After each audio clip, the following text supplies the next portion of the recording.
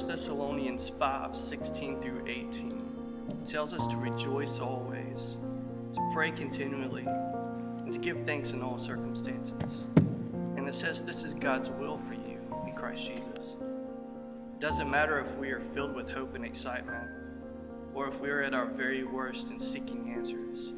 It is God's will for us to rejoice, to pray, and to give thanks in all circumstances and in every season. The main purpose for this isn't for us to let God know what's going on, as if He doesn't already know. We don't have to bring Him up to speed. He knows. He knew that this season that you're in right now was coming long before any of us were even born. This season was not a surprise to Him. The point of worship is to aim our focus completely on Him, to take all our worries, our fears, our doubts, even our joy, our confidence, and our pain, sorrow, grief, and happiness, everything, and let it all fully rest on Him and only Him. So when we worship, we are setting our focus on God. We are synchronizing our hearts and our minds with His, and surrendering ourselves to His authority, to His love, His provision, and to His grace and mercy.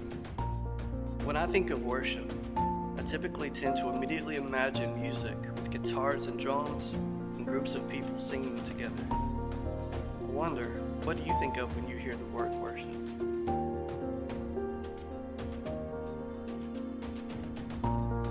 What does worship look like when it may not be safe for people to get together in groups for a time?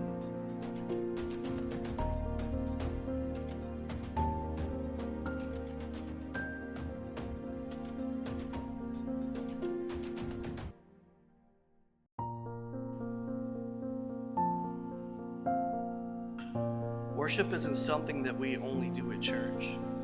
Worship is something that we are always doing. It's something that is always on, and we cannot turn it off.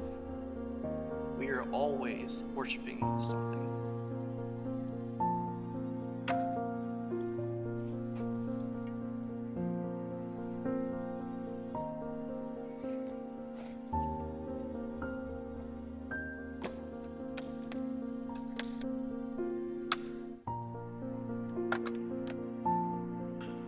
When I think about worship being something that is always on, I think about a leaf blower. I'm not very good with the leaf blower, but to me it's really a lot of fun. The thing about using the leaf blower is that if you aren't paying attention, you could easily end up blowing leaves somewhere you don't intend to.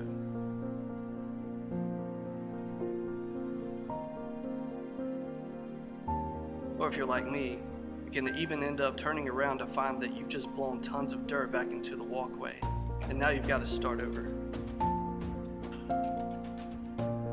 Our worship is like that leaf blower. Even when we aren't paying attention to it, it is still blowing at something. Our worship, even when we aren't aiming it and focusing it on God, is still aiming at something. Sometimes that something can be video games, sports, friends, music, relationships, or even social media. There are so many other things that we can end up worshiping and never even realize it. I'm sure that if you stop and think about it for a moment, you can name something or a few somethings that you can spend a lot of time with that has become an object of worship for you. You and I are walking billboards advertising the things that we worship. We wear shirts that announce to everyone our favorite sports teams. The wallpapers on our phones display our friends and those we spend most time with. And the words we speak are an overflow of our hearts, pouring out the things that we care most about.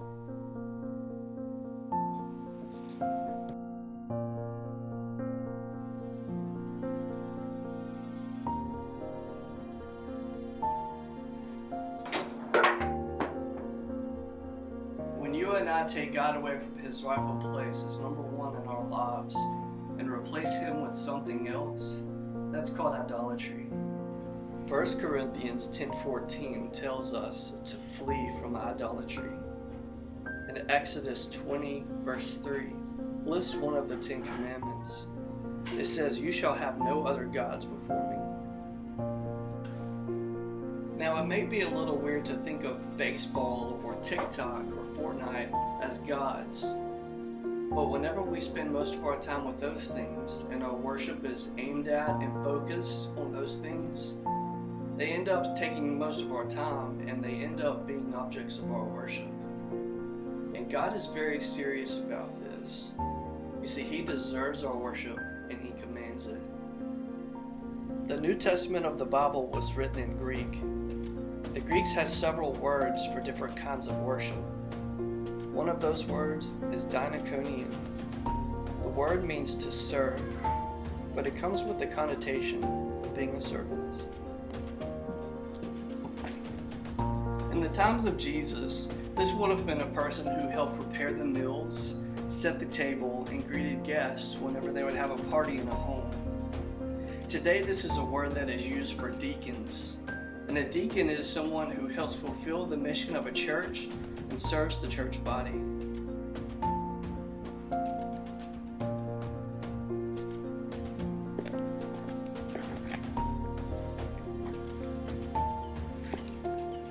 When you think of diakonian worship, and when you think of someone who has a servant's heart, who is somebody that you think of?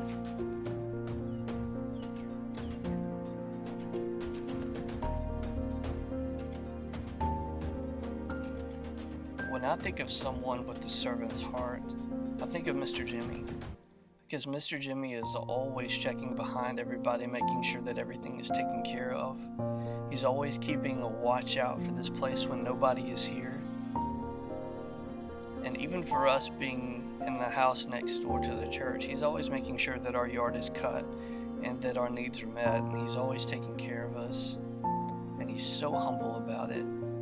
And I really appreciate Mr. Jimmy. Diakonian is a word that was used in the Bible in Matthew 4:11 and in Mark 1:13 when it talks about how the angels ministered to Jesus after he had spent time in the wilderness and was tempted by Satan.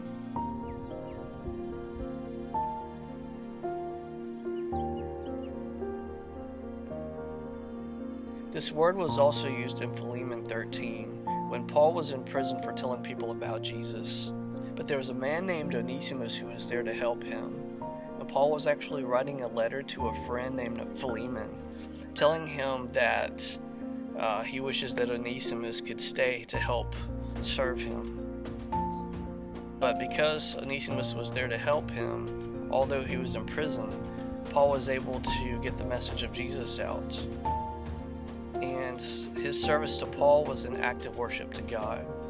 And I wonder, what are some ways that you can worship God by serving others? I can think of a few recent examples from Powered Up Weekend a few weeks ago.